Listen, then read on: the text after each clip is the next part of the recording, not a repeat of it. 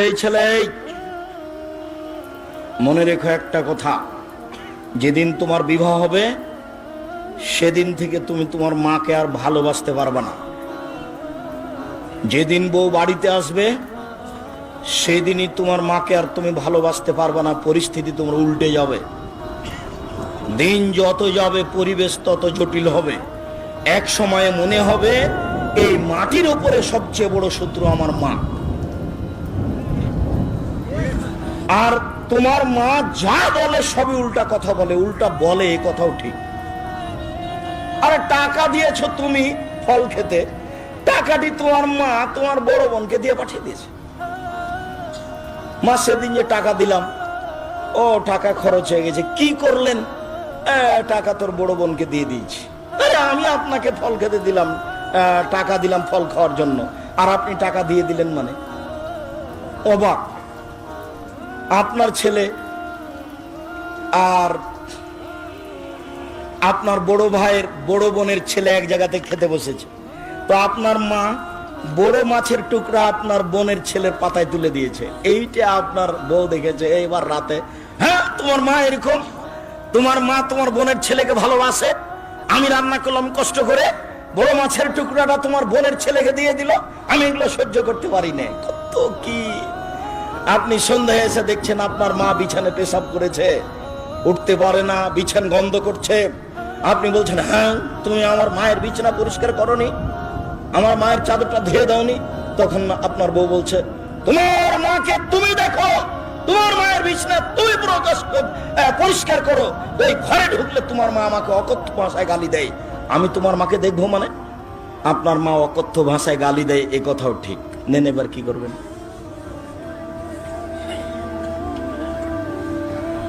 এত কিছু করার পরেও মা যে ঘরে থাকে সেই ঘরে তুমি জোরে হাঁটতে পাবে না। আমি বলিনি, আল্লাহ বলেছে। এত কিছু বলার পরে তোমার মা যে ঘরে থাকে সেই ঘরে তুমি জোর করে কথা বলতে পাবে না। ফালা তাকুল্লাহুমা উফফিন ওয়ালা তানহারহুমা, এই কথা বলতে পাবে না। আল্লাহ নিষেধ করে দিয়েছেন, এটা নগদ অর্থ। ঝাঁকি দিয়ে কথা বলতে পাবে না। হ্যাঁ আপনি এ করলেন সেই করলেন, একবারে টোটালি নিষেধ, আল্লাহ বলে দিয়েছে। অকফিজ লাহুমা জানাহাজুল, হাত নিচু করে যেতে হবে। মনে পড়ে না একদিন দৃশ্য নকল করছিলাম, মনে পড়ার তো কথা যে রাজশাহীর মেয়র এসেছেন নওদাপাড়ায় আমচত্বরে, তো শাহ মকদুম থানার ওসি এইভাবে দাঁড়িয়েছেন, এইভাবে দাঁড়িয়ে বলছেন, স্যার এখন কি করব স্যার? আমি তো দৃশ্য দেখে অবাক হয়ে গেলাম। আমি তো পাশে বসেছিলাম সেদিন, যেটা ব্যাপার কি, এটা তো ছিল মায়ের জন্য, এইটা কি করে মেয়র পেল? এটা তো মায়ের জন্য ছিল, কিভাবে এখানে চলে আসলো? অথচ মায়ের সামনে এভাবে যাওয়ার কথা আল্লাহ বলছে। আবার বলছেন শেষের দিকে, অকুর রব্বির হামহুমা কামা রাব্বায়ানি সাগীরা, হে আল্লাহ তুমি আমার পিতা মাতাকে ওইভাবে দেখো বাল্য অবস্থায় আমাকে যেভাবে দেখেছিল, যার কারণে আপনাকে আমি সালাতের শেষে সালাম ফিরার পূর্বে একটা দোয়া পড়ার জন্য পরামর্শ দিয়েছি, মনে আছে কি?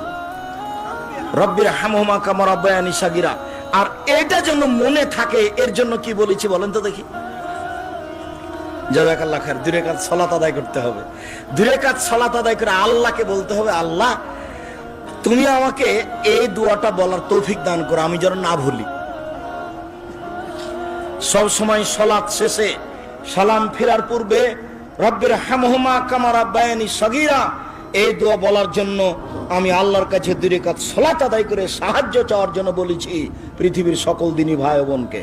সম্মানিত দিনী ভাই বোন, আল্লাহর নবী বলেন, চিরদিনের জন্য মায়ের অবাধ্য চলা হারাম, চিরদিনের জন্য মায়ের অবাধ্য চলা হারাম।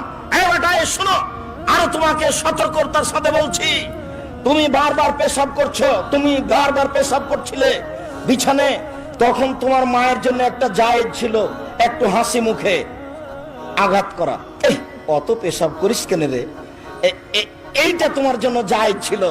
এখন তোমার মা তোমার কোলে, তোমার মাকে তুমি এইভাবে বলতে পারো না, কি যে করি, এত পেশাব কেমনে পরিষ্কার করি, হ্যাঁ কি যে করি, যখন তখন পেশাব করছে, এরকম কথা বলার সুযোগ নেই। একদিন তুমি ছিলে তোমার মায়ের কোলে, এখন তোমার মা তোমার কোলে। গোসল দেওয়াবা তুমি, কাপড় পরাবা তুমি, কাঁধে করে মেডিকেল নিয়ে যাবা তুমি, কাপড় পরিবর্তন করে দেবা তুমি, তোমার মায়ের সবকিছু তুমি করবা।